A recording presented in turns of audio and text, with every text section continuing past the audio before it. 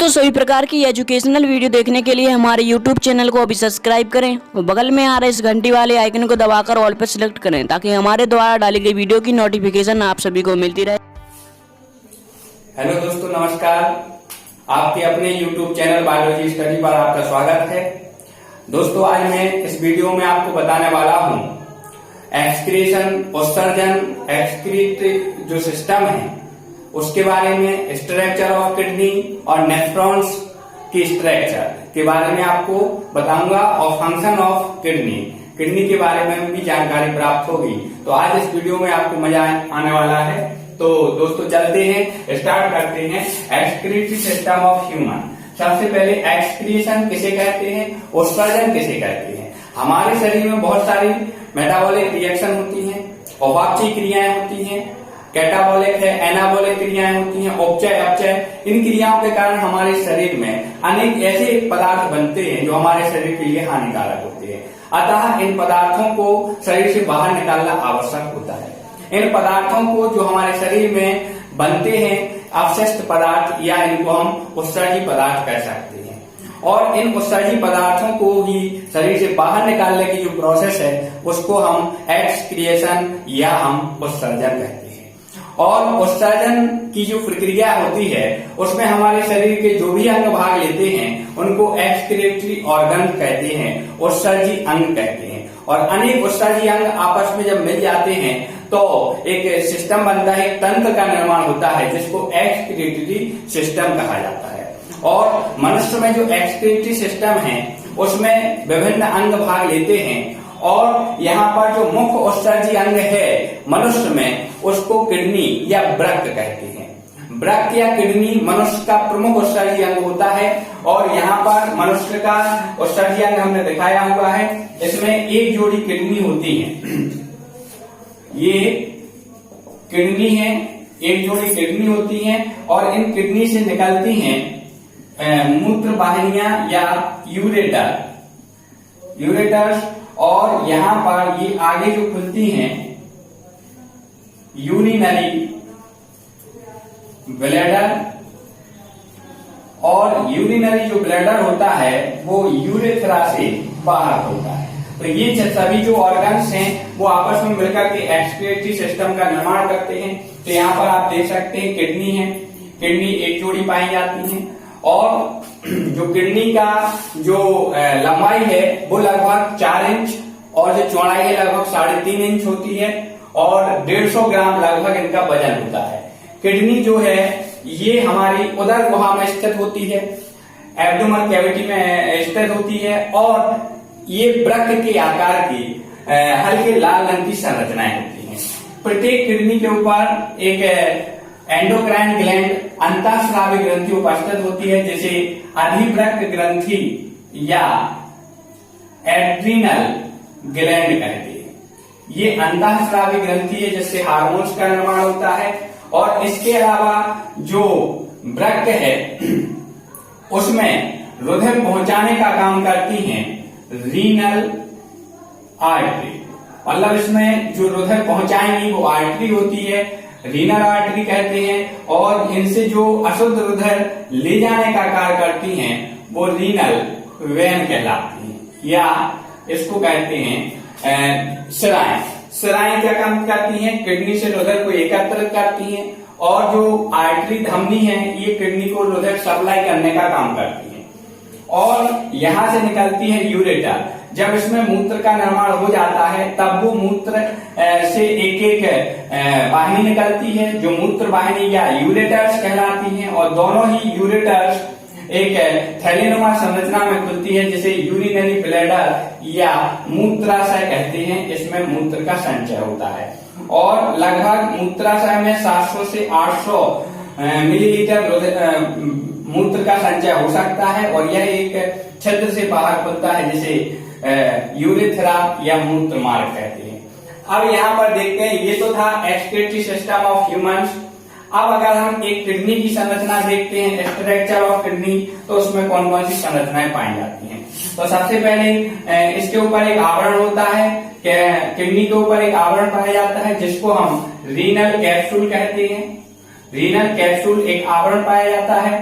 झिल्ली का। इसके अगर हम अनुप्रस्थ काट काटते हैं तो इसके अंदर दो भाग दिखाई देते हैं, स्पष्ट दो भाग दिखाई देते हैं। बाहरी वाला जो भाग दिखाई दे रहा है इसको कॉर्टेक्स कहते हैं, और जो भीतरी वाला जो भाग दिखाई देता है इसको मेड्यूला वाला भाग कहते हैं। मेड्यूला वाला भाग कहते हैं, अंदर वाले भाग को मेड्यूला और बाहर वाले भाग को कॉर्टेक्स कहते हैं। और इस मेडुला वाले भाग में अनेक पिरामिड जैसी संरचनाएं दिखाई दे रही हैं, जिन्हें रीनल पिरामिड कहते हैं। इनको रीनल पिरामिड कहते हैं ये संरचनाएं। पिरामिड का जो नुकीला वाला भाग है वो पेल्विस की तरह, यहाँ पर जो भाग होता है उसको पेल्विस कहा जाता है, और जो चौड़ा वाला भाग होता है वो कॉर्टेक्स वाले भाग की तरफ पाए जाते हैं। इनके बीच में रीनल कॉलम ऑफ बर्टनी होती है। पिरामिड के बीच वाली संरचना में रीनल कॉलम ऑफ बर्टनी होती है, और इसके अलावा पेलेस वाले भाग की तरफ ही इसमें रीनल पेपली, इनको रीनल पेपली बोला जाता है। पिरामिड की जो संरचनाएं होती हैं उनके नुकीले वाले भाग को इनको बोला जाता है रीनल पेपला या पेपली बोल सकते हैं इसको, ठीक है। जहां से और यहां से एक मोटी नली निकलती है, जहां से निकलती है उसको हाइलस कहते हैं, और ये जो नली निकली हुई संरचना है इसी को यूरेटर कहते हैं। तो यहाँ पर इस टाइप से स्ट्रक्चर ऑफ किडनी की संरचना होती है। और यहाँ पर देखेंगे जो कॉर्टेक्स वाला भाग होगा, मेडुला वाला भाग होगा, इनके जो ऊतकीय संरचना है, संयोजी जो ऊतक है, जो टिश्यू है, इनमें अनेक कुंडलित संरचनाएं पाई जाती हैं। इनके बीच बीच में अनेक कुंडलित संरचनाएं पाई जाती हैं, महीन पतली, जो लगभग 10 लाख एक वृक्क में, जिनकी संख्या लगभग 10 लाख हो सकती है। और उन संरचनाओं को कहते हैं नेफ्रॉन। नेफ्रॉन कहा जाता है या वृक्क नलिकाएं कहा जाता है। वृक्क नलिकाएं कहाँ पाई जाती हैं? तो वृक्क नलिकाएं इसी कॉर्टेक्स और मेडुला वाले भाग में अनेक कुंडलित और महीन नलिकाकार संरचनाएं पाई जाती हैं, जिनको नेफ्रॉन्स कहा जाता है या वृक्क नलिकाएं कहा जाता है। यही वो संरचनाएं होती हैं जो क्या काम करती हैं, जो मूत्र का, यूरिन का निर्माण करने का कार्य करती हैं। नेफ्रॉन ही इसकी संरचनात्मक, वृक्क की संरचनात्मक एवं क्रियात्मक इकाई क्या कहलाती है? नेफ्रॉन कहलाती है। इसी के द्वारा तो अपन यहाँ पर नेफ्रॉन की स्ट्रक्चर भी पढ़ेंगे, नेफ्रॉन की संरचना भी पढ़ेंगे। और यहाँ पर जब नेफ्रॉन है ये क्या काम करती हैं? मूत्र को यहाँ तक पहुंचा देती हैं, यूरेटर्स तक, और यूरेटर्स आगे जाकर के ये क्या काम करते हैं? मूत्र को यूरिनरी ब्लैडर में पहुंचाते हैं। यहाँ पर मूत्र का संचय होता है और इसके बाद यूरेथ्रा से बाहर निकाल दिया जाता है। तो अपन को पढ़ना है वृक्क की संरचनात्मक क्रियात्मक इकाई जो है नेफ्रॉन, उसकी संरचना का अपन अध्ययन करेंगे जो बहुत ही महत्वपूर्ण है। नेफ्रॉन या वृक्क नलिकाएं, और प्रत्येक किडनी में इनकी संख्या कितनी हो सकती है? तो प्रत्येक किडनी में नेफ्रॉन्स की जो संख्या है वो लगभग 10 लाख तक हो सकती है। तो यहाँ पर देखेंगे हम structure of nephron. Structure of nephron की अगर अपन संरचना देखते हैं तो कुछ इस टाइप से दिखाई देती है।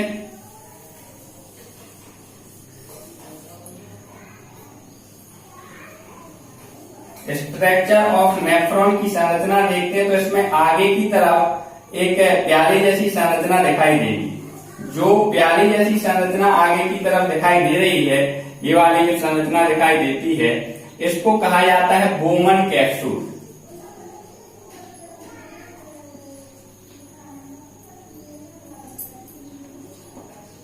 बोमेन्स कैप्सूल बोला जाएगा, और इसको मेलपिजियन नलिकाएं भी कह सकते हैं।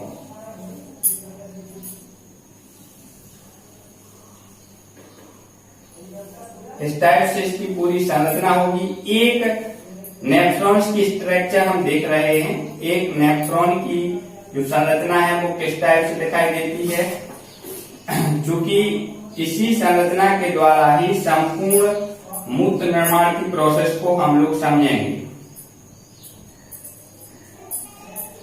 यहाँ पर देख लेते हैं, यहाँ पर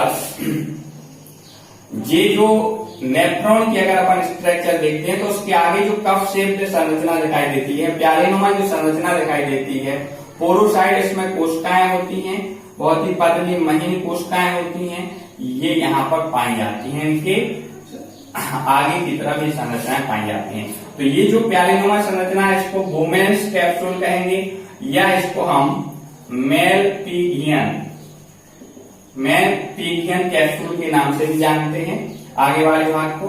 और इसके बाद नलिकाकार भाग होता है जो बोमन कैप्सूल के निकट होता है, इसको अपन पीसीटी कह सकते हैं, प्रॉक्सिमल कन्वोल्यूटेड ट्यूबुल्स, या हम इसको बोलेंगे समीपस्थ कुंडलित नलिका बोल सकते हैं इसको।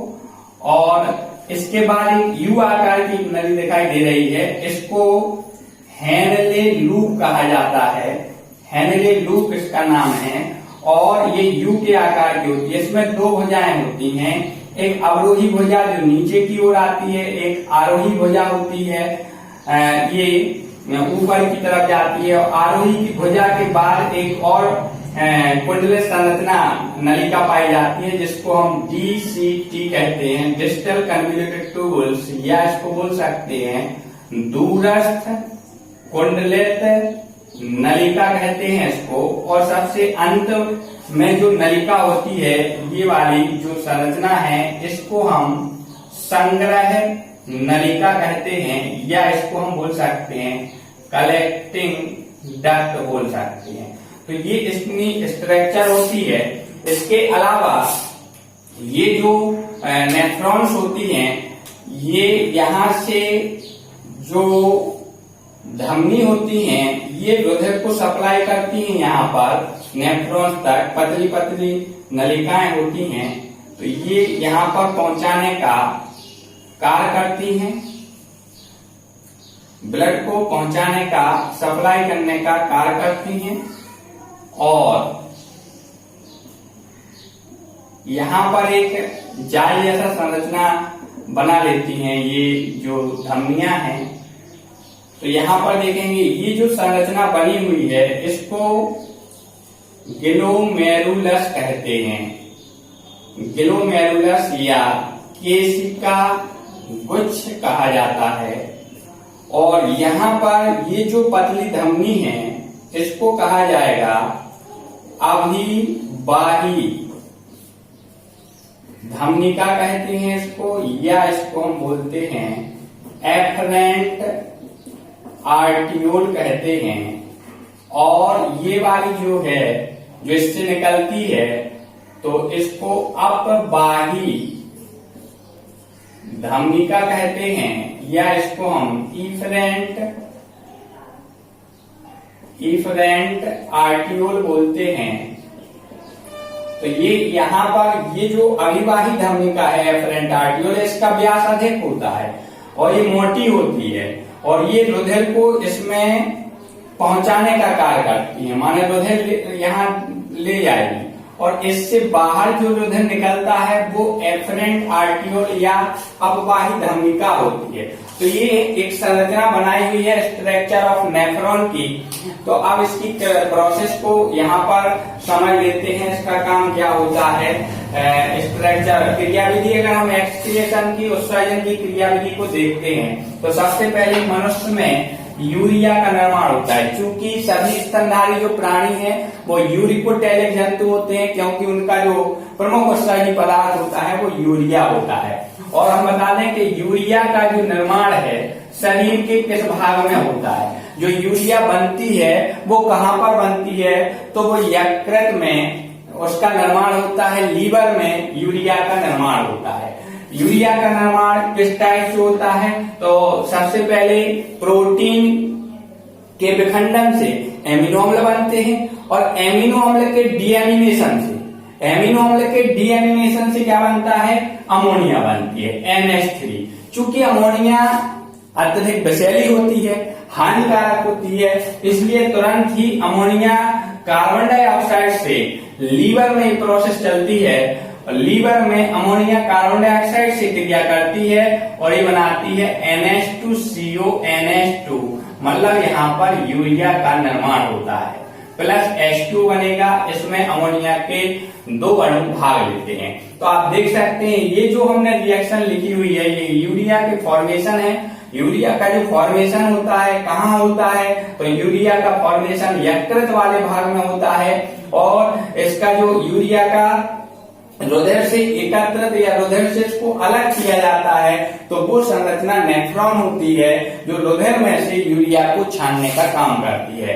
अब यहाँ पर देखेंगे हम कि यूरिया का जो संश्लेषण है यकृत में एक चक्र के माध्यम से होता है, वह चक्र ऑर्निथिन चक्र कहलाता है। क्रेब्स हेंसिलेट चक्र भी उसको कहते हैं क्योंकि हेंस क्रेब्स ने उसकी खोज की थी। तो यूरिया बनता कहाँ है, आपको ध्यान रखना है लीवर में, और इसका जो छन्ना, इसका जो इसको रुधिर से पृथक जो किया जाएगा वो किया जाएगा नेफ्रॉन्स के द्वारा। मूत्र का निर्माण कहाँ होता है, तो वो होता है वृक्क में। कौन करता है, तो नेफ्रॉन करती है। अब यहाँ पर इसकी संरचना देखते हैं, क्या प्रोसेस चलती है यहाँ पर। तो जो मूत्र का निर्माण है वो होता है 3 चरणों में। सबसे पहला जो है वो कहलाता है परानिस्यंदन, या इसको बोलते हैं अल्ट्रा फिल्ट्रेशन। पहली प्रोसेस चलती है अल्ट्रा फिल्ट्रेशन। फिर दूसरा जो चलता है चरण चयनात्मक पुनर्अवशोषण, या इसको बोलते हैं रीएब्जॉर्प्शन। और तीसरा जो चरण यहाँ पर चलता है वो चलता है स्राव, या इसको कहते हैं सीक्रेशन। तो ये जो 3 स्टेप हैं, परागस्यंदन, अल्ट्रा फिल्ट्रेशन, चयनात्मक पुनर्अवशोषण, रीएब्जॉर्प्शन और श्रावण सीक्रेशन, इन 3 चरणों में ही यूरिन या मूत्र का निर्माण होता है। तो कैसे ये चरण चलेंगे यहाँ पर हम देख लेते हैं। सर्वप्रथम अविवाहित धमनियां या एफरेंट आर्टियोल से रुधिर अंदर की तरफ जाता है और यहाँ पर ग्लोमेरुलस या केशिका गुच्छ में अनेक सूक्ष्म छिद्र होते हैं और यहाँ पर दबाव बढ़ जाता है। यहाँ पर क्यों दबाव बढ़ जाता है, क्योंकि अविवाहित धमनिका का व्यास अधिक होता है और अपवाहित धमनिका एफरेंट आर्टियोल का व्यास कम होता है, जिसके कारण यहाँ पर दबाव पड़ता है। ग्लोमेरुलस वाले भाग में दबाव पड़ता है और दबाव पड़ने के कारण रुधिर में जो तरल पदार्थ होता है, रुधिर का कुछ तरल पदार्थ प्लाज्मा से अलग होकर यहाँ पर बोमन कैप्सूल वाले भाग में आ जाता है। बोमन कैप्सूल वाले भाग में रुधिर में से छनकर कुछ तरल पदार्थ यहाँ पर आ जाता है। जो भी तरल पदार्थ बोमन कैप्सूल में आता है इसको ग्लोमेरुलर फिल्ट्रेट कहते हैं या ग्लोमेरुलर निस्यंद इसको कहा जाता है। जो भी तरल पदार्थ यहाँ पर छनकर आता है, इस तरल पदार्थ में ग्लूकोज हो सकता है, इस तरल पदार्थ में एमिनो अम्ल हो सकते हैं, इस तरल पदार्थ में यूरिया है, इस तरल पदार्थ में यूरिक अम्ल है। ये सारे जो हैं और भी रंगा पदार्थ हैं, वर्णक हैं, औषधियां वगैरह हैं, ये सारे जो हैं विष, ये सभी तरल पदार्थ में आ सकते हैं, ग्लोमेरुलर फिल्ट्रेट में हो सकते हैं। तो यहाँ ये छनकर आ जाते हैं। जब ये छनते हैं यहाँ का जो प्रेशर है वो बढ़ जाता है ग्लोमेरुलस वाले भाग का और 55 से 60 mmHg तक परानिस्यंदन दाब हो सकता है और इसके द्वारा, इस दाब के द्वारा ही रुधिर छनकर यहाँ पर बोमन कैप्सूल वाले भाग में आ जाता है। इसी प्रोसेस को परानिस्यंदन या अल्ट्रा फिल्ट्रेशन कहते हैं। परानिस्यंदन की प्रोसेस कंप्लीट हो जाती है। इसके बाद चयनात्मक पुनर्अवशोषण रीएब्जॉर्प्शन कहते हैं। अब यहाँ पर चूंकि छनने से कुछ उपयोगी पदार्थ जैसे ग्लूकोज है, एमिनो अम्ल वगैरह है, ये छनकर कुछ पदार्थ यहाँ पर आ गए हैं। तो ये उपयोगी पदार्थ या लाभदायक पदार्थ होते हैं, अतः इनका पुनः अवशोषण करेगा। इसके लिए जो अपवाहित धमनिका होती है ये इसके ऊपर अनेक भागों में बंटकर पूरे इससे वुमन कैप्सूल, समीपस्थ कुंडलिनी नलिका, हेनले लूप, दूरस्थ कुंडलिनी नलिका के ऊपर ही अविवाहित धमनिका आकर एक जाल टाइप की संरचना बना लेती है। और इसमें से जो भी उपयोगी पदार्थ होते हैं वो अपवाहित धमनिका में चले जाते हैं, उनका चयन करके अवशोषण कर लिया जाता है। इस प्रोसेस को चयनात्मक री एब्जॉर्प्शन कहा जाता है, चयनात्मक पुनर्अवशोषण कहा जाता है। अब जब यहाँ पर ध्यान देंगे कि जो हेनले लूप वाला भाग होता है इसमें से जल है और NaCl, लवण वगैरह हैं, इनका अवशोषण जो है वो कहाँ से किया जाता है, तो वो हेनले लूप वाले भाग में से किया जाता है। ये जो फिल्ट्रेट है ये आगे बढ़ता है, ये फिल्ट्रेट आगे बढ़ता जाता है यहाँ पर। और तीसरी जो प्रोसेस है वो श्रावण या सीक्रेशन कहलाता है। चूंकि उपयोगी पदार्थ छनकर वुमन कैप्सूल में आ जाते हैं, इसी प्रकार कुछ अवशिष्ट पदार्थ या कुछ हानिकारक पदार्थ जैसे यूरिया, यूरिक अम्ल ये आगे रुधिर में भी जा सकते हैं। इसलिए इनमें से जो उपयोग अवशिष्ट पदार्थ होंगे वो इसमें से निकालकर पुनः इस नेफ्रिक फिल्ट्रेट में मिला दिए जाएंगे, नेफ्रिक फिल्ट्रेट में मिला दिए जाते हैं, जिस प्रोसेस को श्रावण या सीक्रेशन कहते हैं। जब यहाँ फिल्ट्रेट यहाँ तक डिसिट तक आ जाता है तब हम उसको यूरिन या मूत्र कहते हैं। तो यहाँ पर यूरिन या मूत्र बन जाता है और इसके बाद ये संग्रह नलिका में पहुंचता है और जितनी भी लगभग एक संग्रह नलिका में 5 से 6 ये नेफ्रॉन्स खुलते हैं और ये जो संग्रह नलिका है ये आगे जाकर के यूरेटर मतलब मूत्र वाहिनी में खुलती है और मूत्र वाहिनी आगे मूत्राशय में खुलती है। और इस यूरिन या मूत्र का रंग पीला किसके कारण होता है, तो यूरोक्रोम के कारण होता है। ये भी महत्वपूर्ण प्रश्न है। मूत्र का पीला रंग किसके कारण होता है, तो यूरोक्रोम के कारण होता है। अगर हम मूत्र का, यूरिन का संगठन देखते हैं तो सबसे ज्यादा इसमें 95% तक जल होता है, 2% तक यूरिया है, यूरिक अम्ल है, अन्य पदार्थ होते हैं इसमें प्रेजेंट रहते हैं। और इसकी पीएच वैल्यू, जो मूत्र की पीएच वैल्यू होती है, हल्का अम्लीय होता है, 6 इसकी पीएच वैल्यू होती है। यहाँ पर ही मूत्र के बारे में, मूत्र का जो संगठन है ये बताया गया है। तो इस प्रकार हम कह सकते हैं कि नेफ्रॉन जो होती है वो किडनी या वृक्क की संरचनात्मक एवं क्रियात्मक इकाई होती है। अब जो वृक्क एक उत्सर्जी अंग है, हमारे शरीर में वृक्क के अलावा भी और उत्सर्जी अंग पाए जाते हैं। जैसे और उत्सर्जी अंग कौन कौन हो सकते हैं, तो लीवर है, लीवर जो कि बाह्य स्रावी ग्रंथि होती है, हमारे शरीर की सबसे बड़ी ग्रंथि होती है, वह भी एक उत्सर्जी अंग होती है क्योंकि उसी में यूरिया का संश्लेषण होता है। त्वचा है, ये भी उत्सर्जी अंग होता है हमारे शरीर का, पसीने के रूप में अपशिष्ट पदार्थों को शरीर से बाहर निकालते हैं। फेफड़े हैं, ये भी उत्सर्जी अंग होता है क्योंकि ये फेफड़े जो हैं वो CO2 को शरीर से बाहर निकालने का काम करते हैं। तो प्लीहा है, ये भी उत्सर्जी अंग का, RBC का विघटन होता है प्लीहा में, ये भी उत्सर्जी अंग का काम करते हैं। तो वृक्क सहित हमारे शरीर में अनेक और उत्सर्जी अंग भी पाए जाते हैं। अब वृक्क का काम क्या है, ये हमारे शरीर में क्या काम करते हैं, तो वृक्क हमारे शरीर में हमारे शरीर के जितने भी अपशिष्ट पदार्थ हैं, जितने भी हानिकारक पदार्थ होते हैं, उनको मूत्र के रूप में हमारे शरीर से बाहर निकालने का काम करते हैं। हमारे शरीर में होम्योस्टेसिस, समस्थितिकता की कंडीशन बनाए रखते हैं।